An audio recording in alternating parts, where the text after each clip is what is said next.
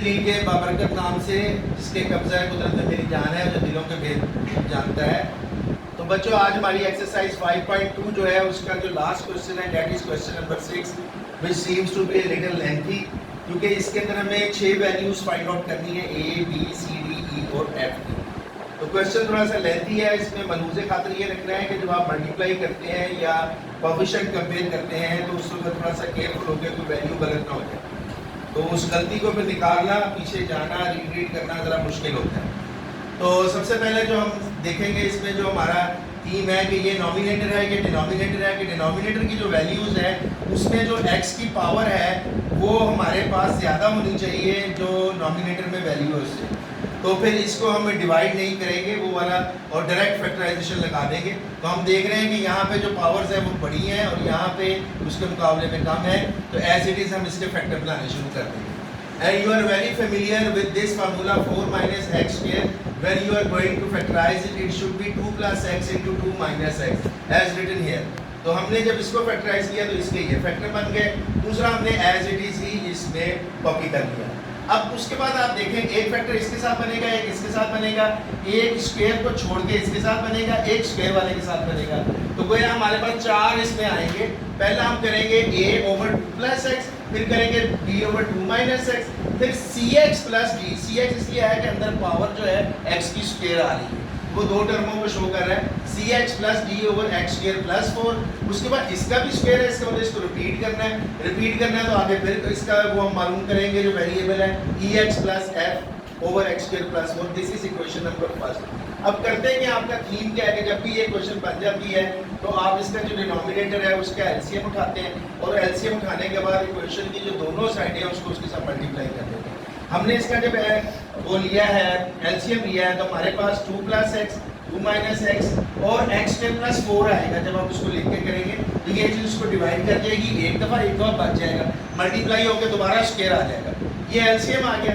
इस एलसीएम को लेने के बाद हमने दोनों साइडों पे उस इक्वेशन फर्स्ट को मल्टीप्लाई कर दिया, इसके साथ वो पूरे का पूरा कैंसिल हो गया, ये एज इट इज़ आ गई 6x4 प्लस 40x स्क्वायर। दूसरी साइड पे जो फैक्टर उसमें मौजूद है उसको मत लिखें, जो नहीं मौजूद है वो आता जाएगा। 2 माइनस एक्स आ जाएगा, एक्स स्क्वायर प्लस 4 का स्क्वायर। बी के साथ 2 माइनस एक्स खत्म हो जाएगा, 2 plus x x square plus 4 का स्क्वायर। सी एक्स प्लस डी के साथ एक्स 4 प्लस 4 एक दफ़ा खत्म हो जाएगा और क्योंकि स्क्वायर था तो एक दफ़ा रह जाएगा। 2 plus x 2 minus x x square plus 4। इसी तरह ई एक्स प्लस एफ है, वो भी ये वाली फैक्टर उसमें खत्म हो जाएगा, जो बचेगा 2 प्लस एक्स और 2 minus x. This is your equation number 2। ये लेने के बाद अब हमें नजर आ रहा है कि इसमें हमें अगर a की कीमत उस वक्त निकलेगी जब बाकी वैल्यूज मौजूद ना हो, b की भी ऐसी निकलेगी। उनको जीरो करने के लिए वो वाला फैक्टर जो कि इसमें मौजूद नहीं है उनमें मौजूद है उसको जीरो के बराबर लेंगे। वो कौन सा फैक्टर है? 2 प्लस एक्स। इसको अगर जीरो के बराबर ले तो x की कीमत आ जाएगी -2। इसमें पुट करेंगे, ये बाकी सारे ओमिट हो जाएंगे और सिर्फ a की वैल्यू हमारे पास निकलेगी 2 plus X is equal to 0, that is x is equal to -2। By putting this value in equation 2, what will we get? We get here 6 into -2 जो है उसकी पावर 4 प्लस 40 into -2 का square a into this one। इसको हमने solve किया, इन दोनों को 2 -2 और -2 प्लस हो गया, -2 का स्क्वायर प्लस 4 हो गया। इनको ये 4 और ये जो 4 और 4 8 हुआ स्क्वायर 64 को 4 से करेंगे 256 आएगा। इधर 2 को 4 टाइम करेंगे, 2 4 2 8 2 16 को 6 से किया 96 और 4 के साथ इसको किया 160। 256 ही यहाँ है और यहाँ पर भी दोनों को मल्टीप्लाई करेंगे 256 ही आएगा। a की कीमत जब निकालेंगे तो जाके डिवाइड कर देगा, a की वैल्यू आपके पास 1 निकलेगी। उसके बाद आप b की वैल्यू की तरफ आए तो 2 माइनस एक्स जो है वो इसमें मौजूद नहीं है, अगर उसको जीरो कर ले तो a भी जीरो हो गया और जहाँ जहाँ मौजूद है वो भी फैक्टर जीरो हो गया। उसको जीरो किया आपने तो x की वैल्यू निकल आई 2। ये जो 2 वैल्यू निकली है x की, इसको आप उठा के पुट करें अब दोबारा उसी इक्वेशन में जो आपने इक्वेशन बोर्ड पे कार्बन 3 कही है, तो और इसको सॉल्व करें। 6 into 2 की 4 प्लस 40 into 2 का स्क्वायर, बाकी 0 है, b into 2 प्लस 2 का स्क्वायर प्लस 4। यहाँ पे ये 4 हो जाएगा, 4 प्लस 4 8 का स्क्वायर 64 को 4 से करेंगे और वो आ जाएगा 256। यहाँ पे भी यही चीज़ दोबारा हैपनिंग हो रही है। 2 4 टाइम की है, 2 2 ज़ा 4 2 ज़ा 8 2 ज़ा 16 6 96, 4 को 4 40 से 160। इसका आंसर प्लस करने पे 256, इधर भी 256, वो डिवाइड कर गया उसको, b की वैल्यू आ गई 1। दो वैल्यूज हम निकाल चुके हैं a और b की।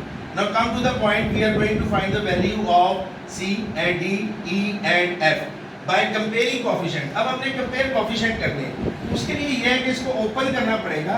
ये जो इक्वेशन है आप इसको ओपन करें, यानी जो 2 + x है 2 - x से मल्टीप्लाई करें, x² + 4 से करें, इसी तरह इसको भी ओपन करें। ये सारी आप जब ओपन करते हैं, ये इक्वेशन मैंने बनाई हुई है, ये ओपन करें तो इसमें से बनेगा आपके पास 6x4 + 40x² 2x4 + 16x² + 32 -x4 -8x³ -16x + 2x4 + 16x² + 32 + x5 + 8x³ + 16x + 16cx + 16d, और उसके बाद ये कुछ फैक्टर हमारा नीचे वाली लाइन में आ गया है, गालबन -cx5 - dx4 + e4x + 4f - ex³ - fx³। यहाँ तक ये टर्म्स है, इसमें ज़्यादा x की पावर 5 तक जा रही है, इसलिए ये लाइन थोड़ी सी अभी यहाँ पर जो लाइन है ये लेंथी है, इसको हम सिंप्लीफाई करेंगे तो ये काम होगी। अब हमारा थी में हमें नजर आ रहा है कि x5 इसमें सबसे कम है, पहले हम उसी को निकालेंगे जो सबसे कम है, ताकि सवाल जो इतना लेंथी है वो थोड़ा सा उसकी जो लेंथ है उसको कम किया जाए। तो हमने किया क्या कि x5 का कोएफिशिएंट कंपेयर किया है, जहां जहां पे x5 है उससे पहले इसको अददी सर बोलते हैं, उसके साथ क्या लगा हुआ है, यहाँ पे तो 0x5 है तो 0 आ गया, क्योंकि x5 के साथ 0 लगा दे वो 0 हो गया। यहाँ है आपका 0x5, अच्छा वो 0 हो जाएगा, लिख भी सकते हैं 0x5। यहाँ पे जहां जहां x5 है, यहाँ इसका कोएफिशिएंट -1 है, इसका कोएफिशिएंट +1 है, और नीचे आ जाए तो इसका कोएफिशिएंट -c है।